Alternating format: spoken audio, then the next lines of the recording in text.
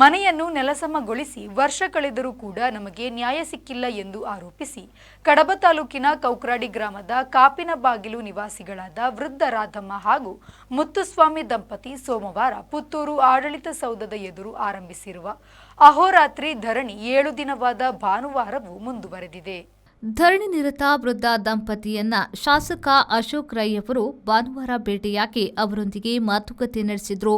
ಈ ವೇಳೆ ವೃದ್ಧ ದಂಪತಿ ತಮಗಾಗಿರುವ ಅನ್ಯಾಯವನ್ನ ಶಾಸಕರಿಗೆ ವಿವರಿಸಿ ತಮ್ಮ ಬೇಡಿಕೆಯನ್ನ ಮುಂದಿಟ್ಟರು. ಅಧಿಕಾರಿಗಳನ್ನು ಕರೆದು ಒಂದು ಮಾತುಕತೆ ಮಾಡಿ ಅಟ್ಲೀಸ್ಟ್ ಯಾವ ರೀತಿ ನಿಮಗೆ ನ್ಯಾಯ ಕೊಡಲಿಕ್ಕೆ ಆಗ್ತದೆ ಅದನ್ನು ಕೊಡಿಸುವಂಥ ಕೆಲಸ ಮಾಡ್ತೀವಿ.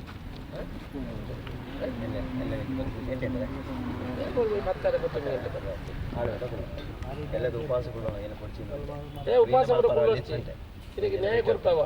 ಇದಕ್ಕೆ ಇಲ್ಲಿ ಕಟ್ಟದು ಕೊರಿಯರ ಪೂಜೆ ಐದು ಕೊರಪಾವಣ ದುಡ್ಡು ಕೊರಪ ಜಾಗೇನು ಕೊರಪಾವಣ ಕೆಲಸ ಮಾಡಪ್ಪ ಅಧಿಕಾರಿಗಳು ತಪ್ಪು ಬಂದದನ್ನ ಆಗಲ್ಲ ವಿರುದ್ಧ ಹೆಂಚಿನ ಶಿಕ್ಷೆ ಕೊಡ್ರಾಪುರ ಹೆಂಚಿನ ಕ್ರಮ ತೊಂದ್ರಾಪುರ ಹಿಂದೆ ತೋರ್ನೆ ಕೆಲಸ ಮಾಡಿ ಅಧಿಕಾರಿಗಳೊಂದಿಗೆ ಮಾತುಕತೆ ನಡೆಸಿ ನ್ಯಾಯ ಒದಗಿಸುವ ಭರವಸೆಯನ್ನ ನೀಡಿದ್ರು ಶಾಸಕರು. ಧರಣಿ ಹಿಂತೆಗೆದುಕೊಳ್ಳುವಂತೆ ವೃದ್ಧ ದಂಪತಿಯಲ್ಲಿ ವಿನಂತಿಸಿಕೊಂಡ್ರು. ಆದರೆ ಅವರು ಸೋಮವಾರದವರೆಗೆ ಕಾಯುವುದಾಗಿ, ಸೋಮವಾರದ ಬಳಿಕ ಉಪವಾಸ ಧರಣಿ ನಡೆಸುವುದಾಗಿ ತಿಳಿಸಿದ್ದಾರೆ. ಧರಣಿ ನಿರತರ ಜೊತೆ ಮಾತುಕತೆ ನಡೆಸಿದ ಬಳಿಕ ಸುದ್ದಿಗಾರರೊಂದಿಗೆ ಮಾತನಾಡಿದ ಶಾಸಕ ಅಶೋಕ್ ರೈ ಅವರು, ಧರಣಿ ನಿರತ ವೃದ್ಧ ದಂಪತಿ ಬಡವರಾಗಿದ್ದು ಪುತ್ತೂರು ವಿಧಾನಸಭಾ ಕ್ಷೇತ್ರದ ಹೊರಗಿನವರಾದರೂ ತನ್ನ ಕ್ಷೇತ್ರದ ವ್ಯಾಪ್ತಿಯಲ್ಲಿ ಉಪವಿಭಾಗಾಧಿಕಾರಿ ಮತ್ತು ತಹಶೀಲ್ದಾರ್ ಕಚೇರಿಯ ಎದುರು ನ್ಯಾಯದ ಬೇಡಿಕೆಯನ್ನ ಮುಂದಿಟ್ಟು ಧರಣಿ ಕುಳಿತಿದ್ದಾರೆ. ಅವರೊಂದಿಗೆ ಮಾತನಾಡಿ ವಿಚಾರವನ್ನ ತಿಳಿದುಕೊಂಡಿದ್ದೇನೆ. ನಾಳೆಯೇ ಸಂಬಂಧಪಟ್ಟ ಅಧಿಕಾರಿಗಳನ್ನ ಕರೆದು ಅವರಿಗೆ ಹೇಗೆ 94C ಅಡಿ ಅವರ ವಾಸ್ತವ್ಯದ ಮನೆಯ ಅಡಿಸ್ಥಳವನ್ನ ಮಾಡಿಕೊಡಬಹುದು ಎಂಬ ಕುರಿತು ಚರ್ಚಿಸಿ ಕೊಡಿಸುವ ಪ್ರಯತ್ನ ಮಾಡುತ್ತೇನೆ.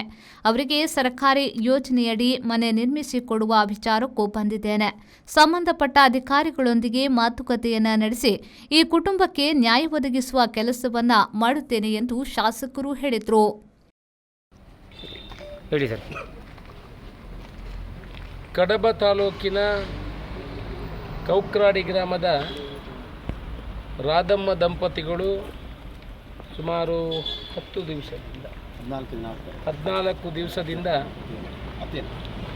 ಪುತ್ತೂರು ತಾಲೂಕು ತಹಸೀಲ್ದಾರು ಮತ್ತು ಅಸಿಸ್ಟೆಂಟ್ ಕಮಿಷನರ್ ಕಚೇರಿಯ ಮುಂದೆ ಧರಣಿಯನ್ನು ಕೂತಿದ್ದಾರೆ.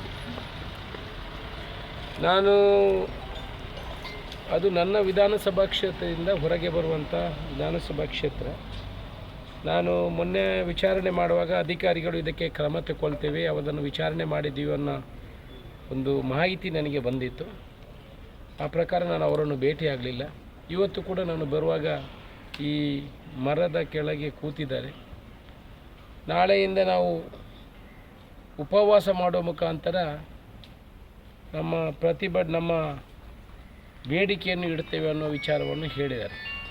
ನಾನು ಇವತ್ತು ಅವರು ಬಂದು ಭೇಟಿ ಮಾಡಿದ್ದೀನಿ. ಅವರ ಏನು ಬೇಡಿಕೆ ಇದೆ, ಅವರ ನೋವನ್ನು ನಾನು ಕೇಳಿದ್ದೇನೆ.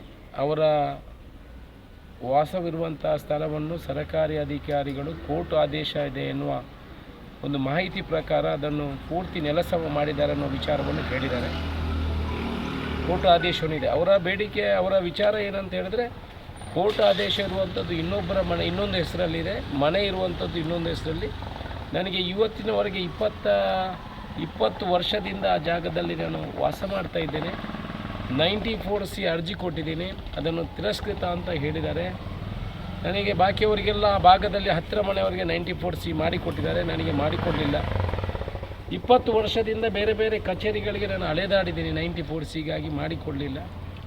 ಬೇರೆ ಬೇರೆ ಜನಪ್ರತಿನಿಧಿಗಳ ಹತ್ರ ಕೂಡ ಅವರ ಮನೆ ಬಾಗಿಲಿಗೆ ಹೋಗಿದ್ದೀನಿ, ನನಗೆ ಆಗಲಿಲ್ಲ ಅನ್ನೋ ಒಂದು ಬೇಡಿಕೆಯನ್ನು ಇಟ್ಟಿದ್ದಾರೆ. ಅನೀಶ್, ವಿ4 ನ್ಯೂಸ್, ಪುತ್ತೂರು.